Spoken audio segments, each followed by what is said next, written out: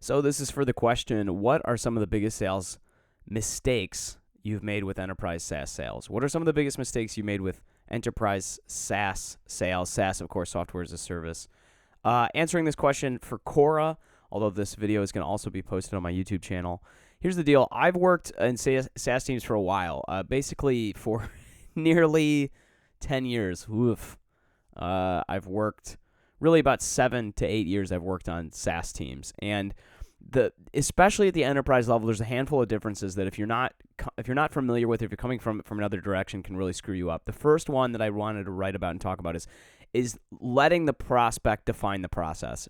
So I call this letting the prospect drive the car.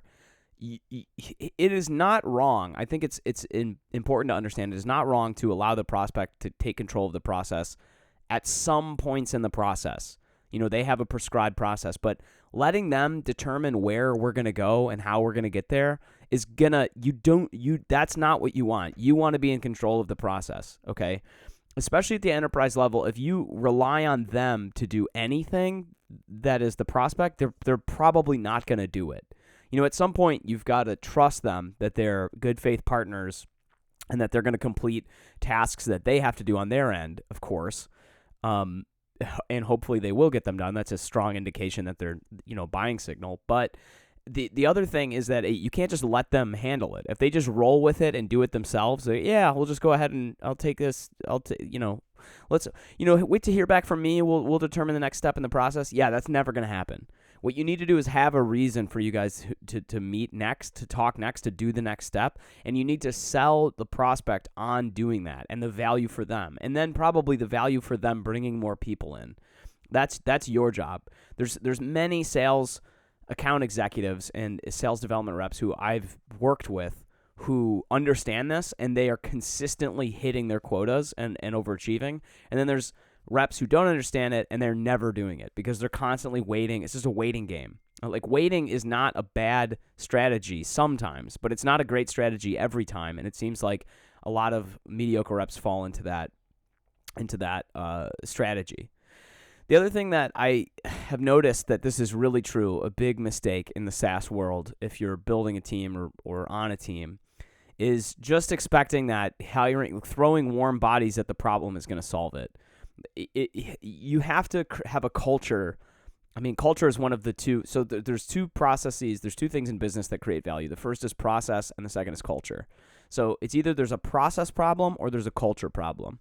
And having a solid sales process is really important. A lot of good sales companies have this. A lot of companies understand this. The second is having a really good culture. And a symptom of a bad culture is just assuming that throwing warm bodies and good salespeople at a problem is going to solve it. Like, look, if you're relying on the idea that your team needs to be superstars, you don't have a team. You don't have a strategy. Like really good I'm just thinking sports. Really good teams have a handful of A players, but they also create processes and systems to develop a culture in which really good players exist and can succeed and want to come and want to work. And just giving more things to them isn't the solution to that problem. The Bulls, for as great as Michael Jordan was, didn't have a strategy of, hey, just give Jordan the ball. Like, they at least needed a Pippen, right? Like, you have to have decent players, of course. You have to have good A players, but you have to have a culture that encourages those A players to succeed. And throwing more at them consistently is not a strategy. It's a strategy for failure, is what it is. The success in that circumstance is going to be surprising rather than expected. The other thing that I want to talk about briefly is wasting time on the wrong prospects. This is something I did a lot of and have done a lot of in my career. And it's really bad.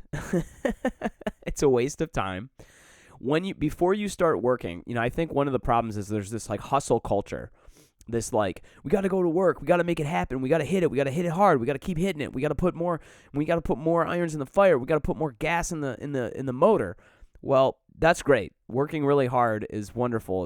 It's kind of the table stakes. It's barrier to entry. But if you can't work hard, you can't even have a seat at the table.